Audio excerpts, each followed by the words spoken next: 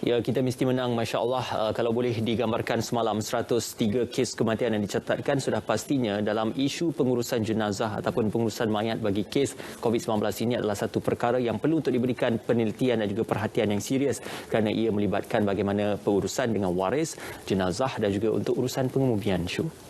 Dan itulah di media sosial baru-baru ini berkenaan siapakah yang bertanggungjawab dalam melaksanakan pengurusan jenazah ataupun masa-masa COVID-19 ini. Perbincangannya hari ini kita bawakan di studio bersama dengan seorang tetamu kami bawakan, iaitu Cik Amir Mutakin Abdul Ghani selaku pendakwah bebas. Assalamualaikum, selamat pagi tuan. Terima kasih bersama kami. Alhamdulillah. Ini satu perkara yang lebih 15 bulan ataupun lebih setahun kita sudah pun mendalami dan juga menguruskan jenazah-jenazah oleh pesakit COVID-19 ini. Cumanya baru-baru ini berlaku isu tentang bagaimana untuk dihantar jenazah tersebut, adakah di kawasan Qariah tempatnya bermastautin ataupun boleh dikebumikan di mana-mana saja yang mungkin difikirkan sesuai mengikut kepada pesakit itu dihospitalkan dan sebagainya. Tetapi isu ini banyak ditularkan kerana ada yang mengatakan ia melibatkan perbelanjaan dan sebagainya. Jadi pemahaman asas tentang pengurusan jenazah dan proses pengurusan jenazah selepas seorang pesakit itu disahkan meninggal dunia di hospital, Ustaz.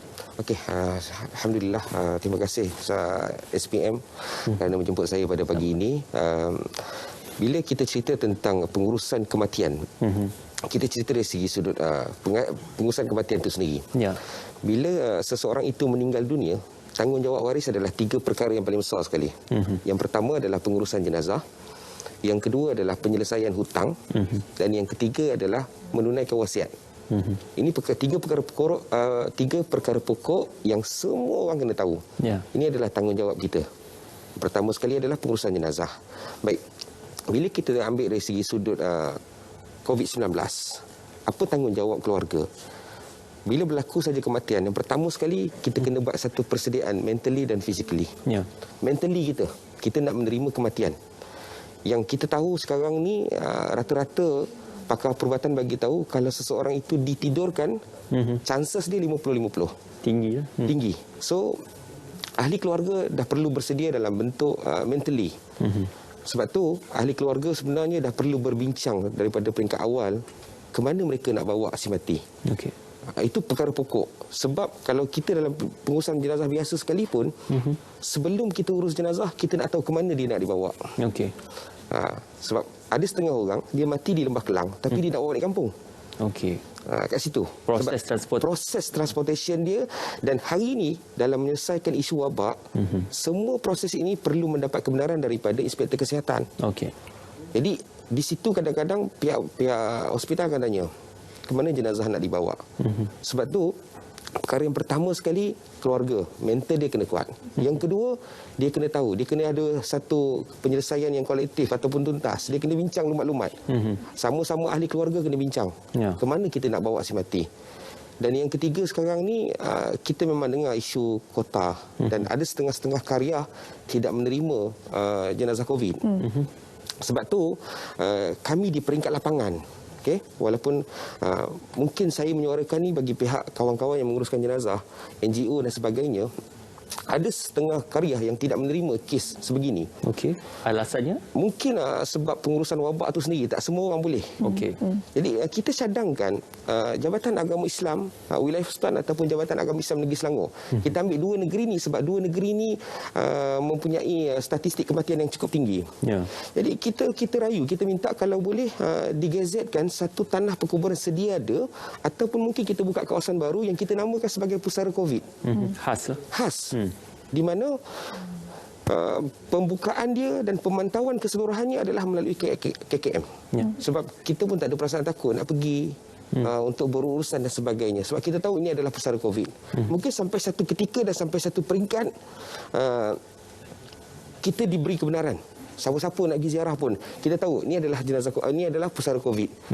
Semua ni adalah mangsa COVID. So kita tahu waktu tu mungkin dah tak ada dah penyebaran wabak dan sebagainya. Sebab hari ini kita masih lagi tidak ada satu kajian yang kukuh sejauh mana wabak ini boleh berkembang selepas kematian. Kita tak tahu.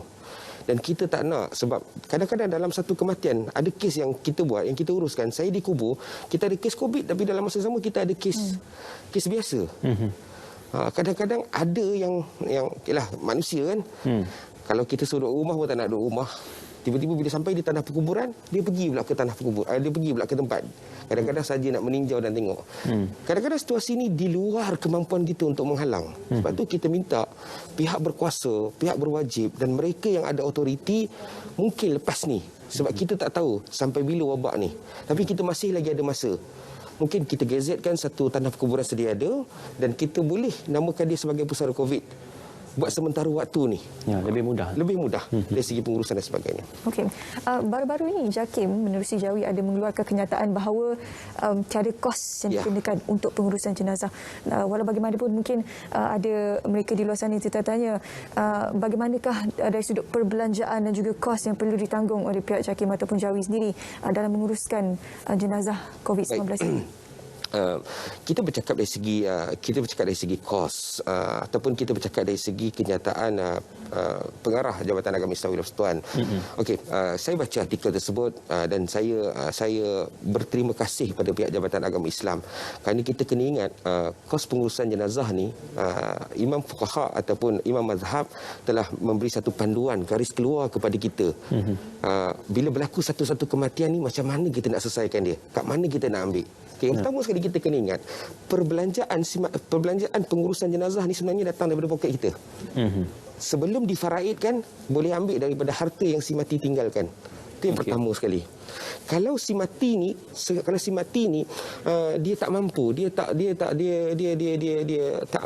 tidak berkemampuan ataupun dia memang tergolong dalam golongan yang kita kira sebagai golongan yang berpendapatan rendah yang tak boleh nak uruskan, kita ada jiran tetangga, kita ada masyarakat. Ya. Kalau tak ada yang ni pun kita ada qaryah, kita ada masjid, kita ada surau. Habis kita pergi pada yang keempat iaitu pemerintah. Ya. Baik, bila bercerita tentang pemerintah ni, Jawi saya satu langkah yang baik bagi saya. Jawi adalah satu langkah yang baik bila mana Jawi kata semua pengurusan jenazah COVID ni diuruskan oleh Jawi. Cuma kadang-kadang kami tertanya juga setakat mana? Sebab dulu pada PKP yang pertama dulu kita tahu. Kalau dulu dalam berita dalam TV pun selalu keluar bila ada kematian kita sampai ada escort sampai pergi ke tanah perkuburan. Hari ini benda tu dah tak boleh dibuat. Sebab kes ni dah terlampau banyak. Hari ini Lembah Kelang saja mencatatkan kematian 60 hingga 70 sehari. The rest baru negeri luar. So Jawi setakat hari ini mereka menguruskan di bilik tayamum. Kalau bawa ke certain area memang pengurusan tu daripada Jabatan Agama Islam Wilayah Persekutuan. Tapi bila bawa balik ke qaryah masing-masing, dia menjadi tanggungjawab kepada keluarga si mati itu sendiri. Okey. Menjawab tentang isu itu, sebenarnya kalau diikutkan lebih digalakkan untuk amalan dalam pengurusan jenazah itu sekiranya dikebumikan di kawasan ataupun di tempat jenazah ataupun Allahyarham itu meninggal dunia. Itu adalah lebih digalakkan dalam amalan kita beragama. Cumanya apabila tuntutan daripada si waris bagi si mati untuk membawa jenazah itu kepada kawasan bermastautin ataupun ke kampung masing-masing, sudah pasti ia memerlukan perbelanjaan. Jadi dalam kita menggalakkan supaya kita redha menerima hakikat pengebumian itu boleh dilakukan di kawasan jenazah ataupun Allahyarham itu meninggal dunia, bagaimana Ustaz melihat isu ini perlu difahami tentang keharusan untuk mengkebumikan seseorang itu di kawasan Allahyarham meninggal dunia? Ya, saya bersetuju dengan tuan moderator sebab saya melihat perkara ni dalam sudut pandang yang lebih besar. Kita sebagai ahli keluarga, kita nak kalau boleh dia di tanah depan rumah. Dia ahli keluarga kita, mak kita, ayah kita. Bagi mereka yang pernah melalui kematian, kalau boleh kita nak dia depan kita. Tak kira lah dia mati ke dia hidup, kita nak dia depan kita. Ini tradisi masyarakat Islam di Malaysia. Tapi kita kena ingat, kita sedang menguruskan wabak. Kita bukan menguruskan jenazah sekarang. Kita sedang menguruskan wabak. Bila kita menguruskan wabak, sepatutnya kita sebagai umat Islam dan orang yang berfikiran waras, kita tahu sekarang ini kita sedang menguruskan satu benda yang kita tak nampak. Dan saya lebih sarankan, mana-mana kematian di negeri tersebut, selesaikan di negeri tersebut. Tak perlu dibawa keluar. Sebab hari ini kalau nak bawa ke mana-mana pun memang kita perlu dapatkan kebenaran daripada Pusat Kesihatan Daerah. Pusat Kesihatan Daerah akan hantar satu inspektor kesihatan untuk memantau semua proses. Bermula daripada pengecaman sampailah ke tanah perkuburan. Prosesnya banyak. Sebab daripada mula seseorang itu meninggal dunia, dia akan dikafankan. Kemudian dia akan dimasukkan ke dalam body bag yang pertama. Turun ke bilik mayat, dia akan dibuat pengecaman. Ahli keluarga dipanggil buat kali pertama dan kali terakhir. Itulah kali pertama, itulah kali terakhir. Mereka akan buat pengecaman daripada bilik yang berbeza. Mereka hanya pandang lihat daripada cermin saja. Tengok, okey, confirm. Jenazah akan dimasukkan dalam beg yang kedua. Sepanjang proses tersebut ni, dia akan disanitasi, dikon setiap masa. Dan ditutup, kemudian baru ditayamumkan. Selesai tayamum, akan ada solat jenazah di bilik tersebut juga sebelum dibawa ke tempat yang ingin dituju. Sebab tu saya nampak sebenarnya proses ni mengambil masa yang sangat panjang. Sebenarnya kami di peringkat pengurusan tanah perkuburan ni yang penatnya bukan pengurusan jenazah itu sendiri, tapi menunggu proses yang lama dalam PPE. Itu sebenarnya yang memenatkan. Kan kita menunggu, kadang-kadang risiko yang perlu diambil oleh pemandu van jenazah. Bayangkan kita daripada HKL nak pergi ke Taman Batu Muda pun kita ambil kata satu risiko yang cukup besar. Kita duduk dalam satu kawasan yang tertutup dengan si mati yang confirm ada COVID. Bayangkan kalau jenazah tu nak dibawa jauh pula. Merentas negeri pula. Merentas negeri pula. Memang kita tahu prosedurnya sangat ketat. Tetapi kita sedang menguruskan wabak. Sebab tu saya balik pada cadangan kita tadi. Mungkin Jabatan Agama Islam Wilayah Persekutuan ataupun Jabatan Agama Islam Negeri Selangor boleh kita gazetkan satu kawasan, satu tempat khusus. Kalau orang wilayah di sini, kalau orang Selangor Utara di sini, kalau orang Selangor Selatan di sini, dan kita seal kawasan tersebut sehingga satu tempoh yang TKM kata okey, kita dah bebas wabak, boleh ziarah. Ataupun mungkin lebih molek digazetkan kepada tanah perkuburan berdekatan dengan kawasan hospital. Ya. Itu lebih baik untuk memudahkan dan melancarkan segala proses untuk pengkebumian jenazah COVID-19 ini. Tapi bila kita lihat kematian semakin meningkat ini, kita tahu ramai masyarakat Malaysia sentiasa prihatin tentang kepayahan dan juga cabaran yang perlu dilalui oleh mereka yang terlibat dalam proses perkebumian ini. Jadi ramai NGO yang tampil untuk turut membantu. Cumanya persoalan di sini kelayakan mereka dan juga SOP yang perlu mereka patuhi dan juga undang-undang yang mungkin boleh ditetapkan untuk menyeragamkan proses perkebumian ini. Kerana bila berlainan NGO ni lain caranya pendekatannya. Jadi bagaimana kalau Ustaz boleh kongsikan? Saya setuju yang tu. Yang pertama, bila kita bincang tentang pengurusan kerja ni, dia mesti melibatkan kos. Mesti. Jadi bila kata melibatkan kos ni, jangan sesiapa klaim yang dia buat percuma. Percuma mungkin ke atas waris, tetapi kos tu tetap ada. Even the Jawi sendiri pun memang percuma, tapi dia ada peruntukan. So benda ni melibatkan kos. Jadi bila melibatkan kos, kalau karya dia ada khairat kematian. Kalau NGO mereka terima dana awam. Ataupun ada setengah-setengah sahabat-sahabat saya yang cukup baik. Contoh macam sahabat saya saudara Hafiz Ayub. Kalau kita tengok dalam laman sosial dia banyak. Dia daripada hasil perniagaan dia diinfakkan semula sebagai kerja-kerja amal.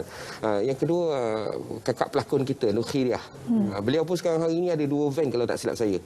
Dan dia memang buat percuma hasil daripada royalty dan sebagainya. Ini salah satu sumbangan anak seni kepada pengurusan jenazah. Baik.